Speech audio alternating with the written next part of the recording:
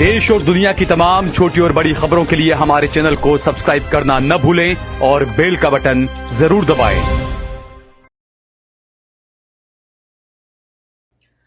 नमस्कार दोस्तों, स्वागत है आपका देश लाइव में और आपके साथ मैं हूं आशिमा त्यागी। दोस्तों फिर हाजिर हूं एक बेहद ही गंभीर विषय पर आपसे बात करने के लिए। दोस्तों जरा सोचिए, आप 70 के पार हैं, दिन ढलने को है, हाथ में अपनी मुर्गियां हैं और अचानक कोई अजनबी रास्ता रोककर पूछता है आधार कार्ड दिखाओ। सवाल पहचान का नहीं है, इरादे का है। पहचान तो सिर्फ बहाना है, असल मकसद है डर पैदा करना, हुकूमत का भ्रम रचना और भीड़ की ताकत से इंसानियत को कुचल देना। उत्तराखंड के सितारगंज विधानसभा क्षेत्र से आया ये जो वीडियो है वो इसी डर की नग्न तस्वीर है दोस्तों, जहां मोरल पुलिसिंग के नाम पर एक मुस्लिम बुजुर्ग को परेशान किया जाता है और ठीक उसी वक्त पीछे खड़ा दूसरा जो व्यक्ति है वो उनकी मुर्गियां चुरा लेता है। नफरत की धुंध में अपराध कितनी आसानी से छुप जाता है दोस्तों। आज जो वीडियो मैं आपको दिखाऊंगी उसका सीधा सबूत है। मैं वीडियो आपको दिखाऊं, मैं चर्चा में आगे आपको बढ़ूं और पूरा सच आपको बताऊं, उससे पहले आप लोगों से मैं अपील करना चाहूंगी, इंसाफ की आवाज को बुलंद करने के लिए और सच्ची पत्रकारिता के लिए हमारा यानी देश लाइव का सहयोग करें। साथ ही डिस्क्रिप्शन में दिए गए लिंक को ओपन कर ज्वाइन बटन दबाकर आप हमसे यानी देश लाइव से सीधा जुड़ सकते हैं दोस्तों। तो दोस्तों वापस आज की चर्चा पर लौटते हैं, लेकिन उससे पहले आप वीडियो देखिए। तो चाचा सितारगंज से आए हो, अच्छी बात है।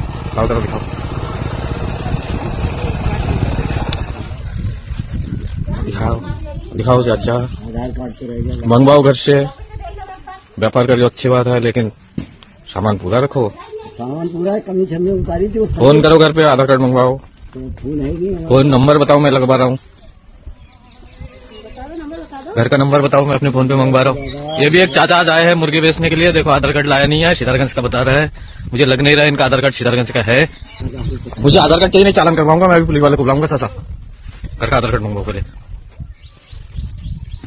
तो बहुत कांड हो रहा है ना इधर। सही बताओ कहाँ का हो, बताओ। सितारगंज। तो फिर नंबर बताओ घर का, मैं फोन कर रहा हूँ। नंबर खुद का नहीं पता है।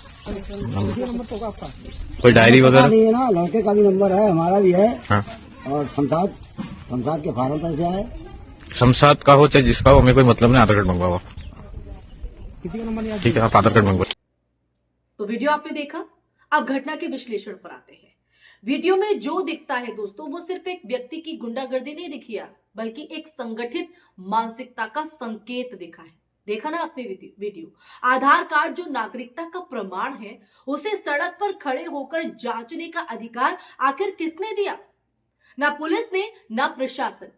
फिर भी कुछ लोग खुद को कानून को ठेकेदार समझ बैठते हैं और वो सवाल करते हैं। और ये सब तब जब बुजुर्ग की उम्र, हालात और भय जो है वो साफ दिख रहा है। इस मोरल पुलिसिंग का नतीजा क्या हुआ दोस्तों?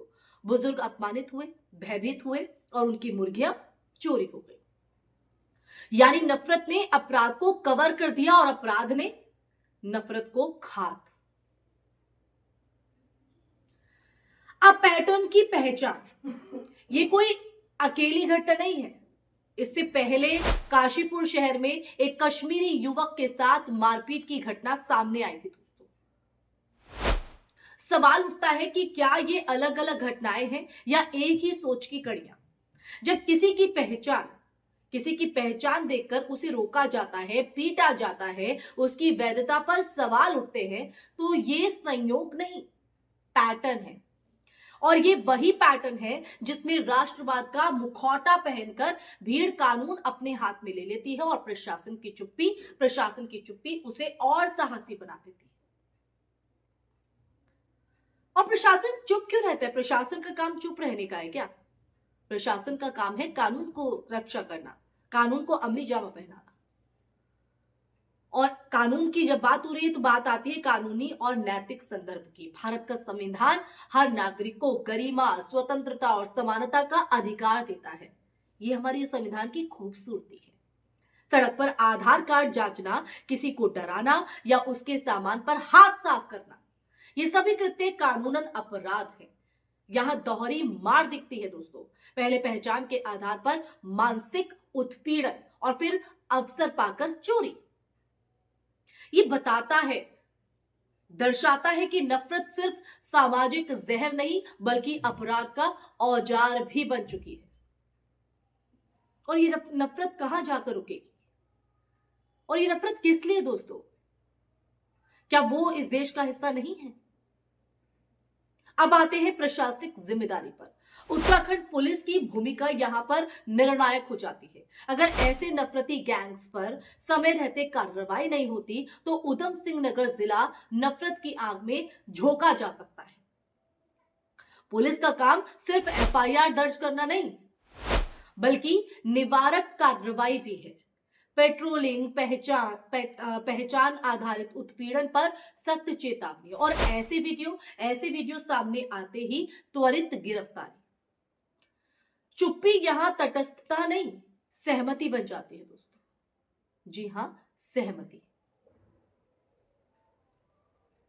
आप समझ रहे सहमति कैसे और इसका समाज पर क्या असर पड़ता है? जब कोई बुजुर्ग डर के मारे बोल नहीं पाते, जब युवा अपनी पहचान छुपाने को मजबूर हो जाते हैं, तब समाज टूटता है। ये समाज पर प्रभाव पड़ता है, इम्पैक्ट पड़ता है। नफरत रोजमर्रा की जिंदगी में घुसकर छोटे अपराधों को बड़ा बनाती है। आज मुर्गियां चोरी हुई है, कल क्या होगा? ये सवाल सिर्फ पीड़ित का नहीं है, हर नागरिक का है। और वो हर नागरिक आप और हम भी हो सकते हैं। ऐसे में मीडिया और नागरिक जिम्मेदारी पर आते हैं दोस्तों। ऐसे मामलों में अगर मीडिया की भूमिका की अगर हम बात करें तो वो काफी अहम हो जाती है। सेंसेशनल हेडलाइन नहीं, तथ्य और संदर्भ। और नागरिकों की जिम्मेदारी वीडियो रिकॉर्ड करना भर नहीं हो जाता है बल्कि गवाह बनना होता है, शिकायत करना होता है और पीड़ित के साथ खड़ा भी होना होता है। दोस्तों, नफरत अंधेरे में पनपती है, रोशनी उसे कमजोर करती है। तो वो रोशनी लानी होगी और वो रोशनी कैसे आएगी? हमारी जागरूकता से, हमारे सवाल पूछने से। ये वीडियो किसी एक बुजुर्ग की बेइज्जती की कहानी भर नहीं है दोस्तों, ये उस माहौल की तस्वीर भी है जहां नफरत रोजमर्रा का औजार बन चुकी है। कभी पहचान पूछने के बहाने, कभी राष्ट्रभक्ति के नारे में और कभी नैतिकता का झंडा उठाकर। जब सड़क पर खड़ा कोई व्यक्ति खुद को पुलिस समझने लगता है और असली पुलिस खामोश रहती है, तब कानून कमजोर नहीं होता, कमजोर होता है समाज का भरोसा। जी हां, आपका और हमारा भरोसा। तो हमें इसे कमजोर नहीं होने देना है। उधम सिंह नगर जैसे जिलों की पहचान मेहनत, खेती और साझी जिंदगी से बनी हुई है, ना कि डर और संदेह से। अगर ऐसे गैंग्स को अभी नहीं रोका गया ना, तो आने वाले वक्त में लोग अपने कागज नहीं, अपनी पहचान छुपाने लगेंगे, एक डर के साए में जीने लगेंगे। और जब किसी राज्य में लोग पहचान छिपाकर जीने लगे ना, तो आप समझ लीजिए कि वहां सिर्फ शांति नहीं टूटी है, वहां भविष्य पर दरार पड़ चुकी है। तो आज इस बुजुर्ग की मुर्गियां चोरी हुई है, कल किसी और की रोजी, इज्जत या जान भी जा सकती है। नफरत कभी भी दोस्तों, कभी भी वहीं नहीं रुकती जहां उसे शुरू होने दिया जाता है, वो बढ़ती चली जाती है और उस आग में हर कोई झुलस जाता है। तो इस आग को आप यही बुझाना चाहेंगे या ऐसे ही बढ़ते देने चाहेंगे? ये आप कमेंट सेक्शन में कमेंट करके जरूर बताइएगा दोस्तों। अपनी राय, अपने विचार जरूर व्यक्त कीजिएगा कमेंट सेक्शन में कमेंट करके। इस वीडियो को ज्यादा से ज्यादा शेयर कीजिएगा। हमारे चैनल देश लाइव को सब्सक्राइब कीजिएगा। देश लाइव आपके आवाज को यूं ही बुलंद करता रहे, आपको ऐसे ही सच से रूबरू कराता रहे, इसलिए ज्यादा से ज्यादा सहयोग कीजिए। फिर हाजिर होंगी ऐसा ही मुद्दा लेकर, तब तक के लिए अपना ख्याल रखिए। जय हिंद, जय भारत, नमस्कार।